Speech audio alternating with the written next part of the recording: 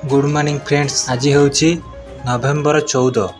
तो आज किसी गुरुत्वपूर्ण खबर गुड़िक आसी सारी गाँ ठू आरंभ कर सहर पर्यंत समस्त गुरुत्वपूर्ण खबर आपण मैंने आमर यही चैनल जानीपर से आम चैनल को सब्सक्राइब कर पाखर आसता बेल आइकन प्रेस कर ऑल सेट कर दिंतु। चलतु आज टॉप न्यूज कौन रही जाना। नवेम्बर 20 रु बड़गरु आरंभ हो धान संग्रह। 15 तारिख चाषी को मिल टोकन।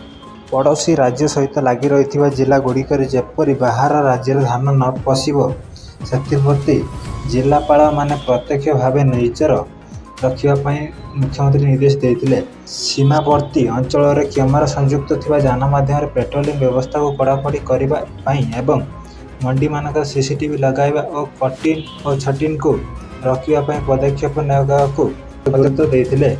खाद्य जोगाण और खाउटी कल्याण विभाग प्रमुख शासन सचिव श्री संजय कुमार सिंह एवं समवाय विभाग कमिशनर तथा शासन सचिव श्री राजेश प्रभाकर पाटिल निज निज विभाग पक्षर निया पदक्षेप संपर्क सूचना प्रदान करते। आलोचना राजस्व और विपर्यय परिचालना मंत्री सुरेश पुजारी, खाद्य जोगाण और खाउटी कल्याण मंत्री कृष्णचंद्र पात्र, समवाय हस्ततंत बयन और हस्तशिल्पी मंत्री प्रदीप बड़ सामंत, मुख्य शासन सचिव मनोज आहूजा, मुख्यमंत्री का अतिरिक्त मुख्य शासन सचिव निकुंज बिहारी, कृषि और कृषक सशक्तिकरण विभाग प्रमुख शासन सचिव डॉक्टर अरविंद पाढ़ी प्रमुख जोग देते। परवर्ती खबर नीति पाइबे सुभद्रा टंका बुझाई कहले उपमुख्यमंत्री।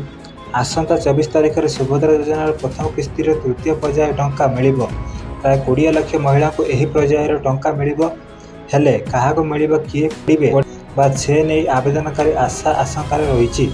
यही भितर केमी सुभद्रा टंका पाइबे से नहीं परामर्श देते उपमुख्यमंत्री प्रभाती परिडा। प्राय 40 लाख आवेदनकारी सुभद्रा योजना सहायता पाइबा अपेक्षा करता बेले केमी पाइबे से नहीं परामर्श देते उपमुख्यमंत्री प्रभाती परिडा। बहु आवेदनकारी विभिन्न कारण बाद पड़ुवर प्राय 5 लाख हिताधिकारी आधार कार्ड बैंक अकाउंट सह लिंक हो न रेजिस्ट्रेशन रद्द कर। अनेक महिला एकाधिक बैंक अकाउंट आउ एकाधिक नंबर रही तेणु गोटे अकाउंट सह गोटे नंबर जोड़तु। से ही नंबर जेपर आधार कार्ड सह संयोग थी सुभद्रा टंका जोगाइबार सुविधा हो। सरकार सूचना अनुसार पूर्व 2,72,000 आवेदनकारी आवेदन को रद्द कर कौटी त्रुटि रही से प्रकृत में योग्य ना अयोग्य तार जांच करने रद्द तालिका ब्लॉक ऑफिस को पठाई। तथ्य को नहीं सत्य परखिबे अंगनवाड़ी कर्मी। जो माने योग्य हिताधिकारी से सुनिश्चित सुभद्रा टंका जोगा दिजाव प्रतिश्रुति देते उपमुख्यमंत्री। परवर्ती खबर नवेम्बर सरीब ई-केवाईसी जांच। जनवरी दिज्व नुआ राशन कार्ड। नुआ वर्ष मिल नुआ राशन कार्ड। जनवरी नुआ राशन कार्ड मिलवा नहीं सूचना देते जोगाण मंत्री कृष्णचंद्र पात्र। मंत्री कहते जुलाई मासरू आरंभ होता राशन कार्डर ई-केवाईसी जांच चलित मासर शेष हो। ई-केवाईसी जांच प्रक्रिया शेष होगा जनवरी नुआ राशन कार्ड प्रदान कर। जातीय खाद्य सुरक्षा आईन अनुजाई जो माने योग्य विवेचित हेबे सेमानकु आसंता जनवरी मासरे राशन कार्ड बंटन कर। सेपटे एबे जाए 16 लाख रु अधिक अयोग्य हिताधिकारी चिन्हट होइथिबा सूचना देइछन्ति जोगाण मंत्री कृष्णचंद्र पात्र। पूरा प्रक्रिया सुचलता आनिबापई राशन कार्ड हिताधिकारी आधार कार्ड आधारित ई-केवाईसी अपडेट करा जाउछि। डीलर पॉइंट गुड़िक हिताधिकारी ना जांच कर ई-पीसीओ मेसीन टिप चिन्ह आधार कार्ड नंबर सह अपडेट कर। राज्य पाखापाखि 25 लाख भूत हिताधिकारी रही पूर्व विधानसभा कहते खाद्य जोगाण मंत्री कृष्णचंद्र पात्र। परवर्ती खबर राज्य में बर्तमान कौन निर्दिष्ट पाणीपाग नियामक सक्रिय नथिबा बेले अधिकांश स्थान में पाग सुखिला रही। उत्तर आभ्यंतरण ओडिशार गोटे किंबा 2टी स्थान सर्वनिम्न तापमात्रा किछि परिमाण ह्रास पाइथिबा बेले अन्य स्थान में तापमात्रा विशेष परिवर्तन होई नहीं। आभ्यंतरण ओडिशार अधिकांश स्थान में तापमात्रा स्वाभाविक ठारू अधिक रेकर्ड करा जायथिबा बेले गोटे स्थान 2टी स्थान स्वाभाविक ठारू कम रहुछि। आसंता 16 तारिख पर राज्य में शीत बढ़ी पारे। बुधवार कोरापुट, मालकानगिरी, रायगढ़, गजपति और गंजाम जिलार गोटे 2टी स्थान में बाद देले अन्य स्थान में पाग प्राय सुखिला रहिबो। आसंता 3 दिन पर्यंत पाणीपागर विशेष परिवर्तन परिलक्षित होगा नहीं। मात्र परिवर्ती 4 दिन मध्य राज्य में तापमात्रा 2 रु 4 डिग्री सेल्सियस ह्रास पाइबारे। परवर्ती खबर मार्च 31 सुधा सबु थाना सीसीटीवी लगाइबाको हाईकोर्ट को निर्देश। भरतपुर थाना कैप्टेन और बांधवी को दुर्व्यवहार मामलार हाईकोर्ट रे शुणाणी। एथिपाई राज्य सरकार जारी कले स्वतंत्र एसओपी। एने कोर्ट को एडवोकेट जेनेराल जणाइछन्ति ଏସ୍ଓପିର ନକଲ ଆମିକସ୍ କ୍ୟୁରିକୁ ଦେବା ପାଇଁ ନିର୍ଦ୍ଦେଶ ଦେଲା ହାଇକୋର୍ଟ। ମାର୍ଚ୍ଚ 31 ତାରିଖ ସୁଦ୍ଧା ରାଜ୍ୟର ସବୁ ଥାନାରେ ସିସିଟିଭି ଲଗାଇବା ପାଇଁ ସମ୍ପୂର୍ଣ୍ଣ ହାଇକୋର୍ଟ ନିର୍ଦ୍ଦେଶ ଦେଇଛନ୍ତି। ଭରତପୁର ଥାନା ଘଟଣାରେ ହୋଇଥିବା ସମସ୍ତ ମାମଲାର ତଦନ୍ତ ଜାରି ହୋଇଥିବା ନେଇ ହାଇକୋର୍ଟକୁ ଜଣାଇଲେ ଏଜି। ଭୁବନେଶ୍ୱରରେ ପ୍ରବାସୀ ଭାରତୀୟ ଦିବସ ପାଇଁ ଲଞ୍ଚ ହେଲା ୱେବସାଇଟ୍। ଆଜି ଦିଲ୍ଲୀରେ ଅନୁଷ୍ଠିତ ସ୍ୱତନ୍ତ୍ର ଉତ୍ସବରେ ମୁଖ୍ୟମନ୍ତ୍ରୀ ମୋହନ ମାଝୀ ଓ ବୈଦେଶିକ ମନ୍ତ୍ରୀ ଏସ୍ ଜୟଶଙ୍କରଙ୍କ ଉପସ୍ଥିତିରେ ଏହି ୱେବସାଇଟ୍ ଲଞ୍ଚ ହୋଇଛି। ଆସନ୍ତା 2024 ଜାନୁଆରୀ 8ରୁ 10 ପର୍ଯ୍ୟନ୍ତ ଭୁବନେଶ୍ୱରରେ ଜନତା ମଇଦାନରେ ଅନୁଷ୍ଠିତ ହେବ ଭାରତୀୟ ଦିବସ ଉତ୍ସବ। ଏହି ଉତ୍ସବରେ ପାଖାପାଖି 7,000 ଅତିଥି ଯୋଗଦେବାର କାର୍ଯ୍ୟକ୍ରମ ରହିଛି। ରାଷ୍ଟ୍ରପତି ଏବଂ ପ୍ରଧାନମନ୍ତ୍ରୀ ସମେତ ବହୁ କେନ୍ଦ୍ରମନ୍ତ୍ରୀ ଏହି ଉତ୍ସବରେ ଯୋଗ ଦେଇପାରନ୍ତି। ତେବେ 18ତମ ସଂସ୍କରଣରୁ ଓଡ଼ିଆକୁ ଅନେକ ଫାଇଦା ମିଳିବ ବୋଲି କହିଛନ୍ତି ମୁଖ୍ୟମନ୍ତ୍ରୀ ମୋହନ ମାଝୀ। ପରବର୍ତ୍ତୀ ଖବର। ସିଲ୍ ହେଲା ବଲାଙ୍ଗୀର ଜିଲ୍ଲାର ଜଣାଶୁଣା ସିନେମା ହଲ୍। ପୁଲିସ ଓ ତହସିଲଦାରଙ୍କ ତନାଘନା ତଦନ୍ତ ପରେ ସିନେମା ହଲ୍କୁ ସିଲ୍ କରାଯାଇଛି।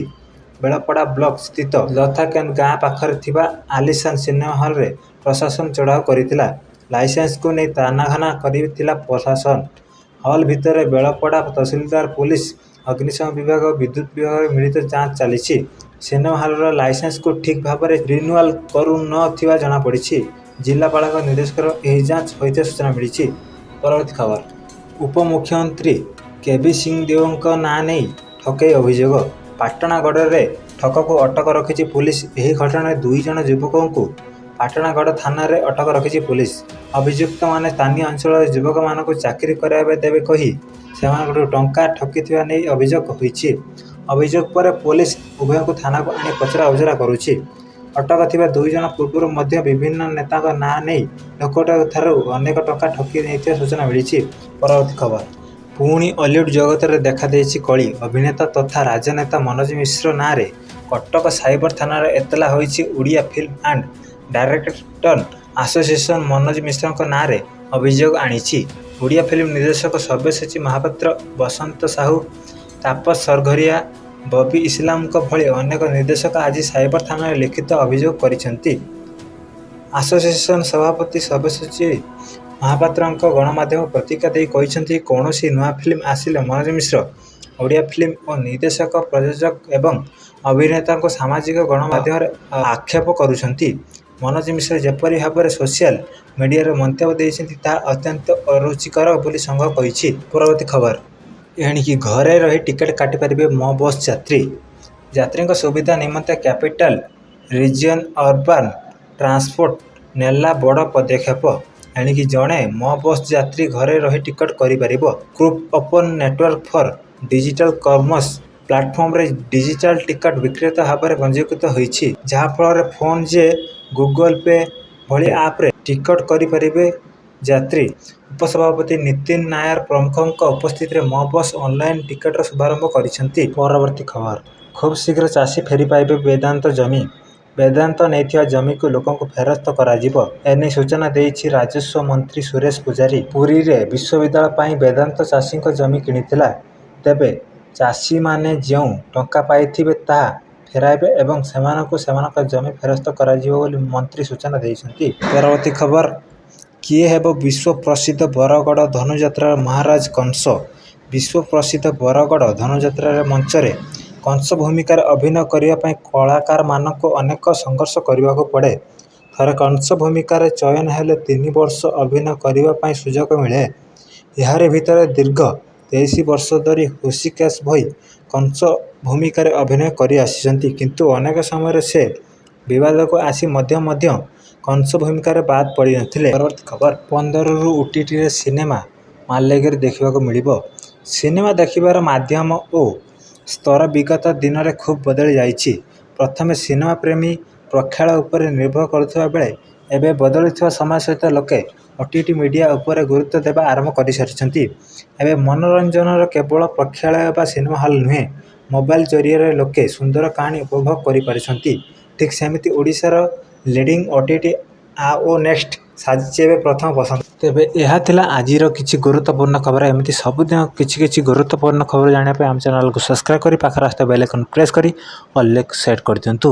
ସବୁବେଳେ ଆପଣଙ୍କ ସାଥିରେ ଓଡ଼ିଆ ମାନିକ ୟୁଟ୍ୟୁବ୍ ଚ୍ୟାନେଲ।